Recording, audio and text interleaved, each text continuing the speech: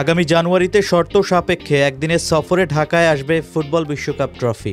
সফরসূচি এখনো চূড়ান্ত পর্যায়ে না পৌঁছালেও ফিফা ইতিমধ্যে বাংলাদেশ ফুটবল ফেডারেশনকে বিষয়টি আনুষ্ঠানিকভাবে জানিয়েছে। নিশ্চিত করেছেন বাফুফের সহসভাপতি ফাহাদ করিম। বাফুফে সূত্রে জানা গেছে, আগামী 14 জানুয়ারি বিশ্বকাপ ট্রফি বাংলাদেশে আসার প্রাথমিক পরিকল্পনা রয়েছে। এ বিষয়ে ফাহাদ করিম বলেন, এবারের ট্রফি সফরে দর্শক অংশগ্রহণ বাড়ানোর দিকেই গুরুত্ব দিতে চায় আয়োজক সংস্থা। ফিফা তাদের চূড়ান্ত রূপরেখা আমাদের কাছে উপস্থাপন করবে, সেখানে আমাদের কোনো প্রস্তাব থাকলে তা বিবেচনায় নেওয়া হবে। 2026 বিশ্বকাপে দলের সংখ্যা ও ম্যাচ বাড়ায় দর্শক চাহিদাও বেড়েছে। বাংলাদেশ যেন আগের চেয়ে বেশি টিকিট পেতে পারে সে অনুরোধও ফিফার কাছে জানানো হয়েছে। সম্প্রতি ওয়াশিংটনের জন এফ কেনেডি সেন্টারে অনুষ্ঠিত 2026 বিশ্বকাপের ড্র দিয়ে আনুষ্ঠানিকভাবে শুরু হয়েছে বিশ্বকাপের যাত্রা। সেই ধারাবাহিকতায় ট্রফি ট্যুরের অংশ হিসেবে বাংলাদেশকে অন্তর্ভুক্ত করার পরিকল্পনা ফিফার। তবে এই সফর চূড়ান্তভাবে নির্ভর করছে দেশের সার্বিক নিরাপত্তা ও রাজনৈতিক পরিস্থিতির উপর।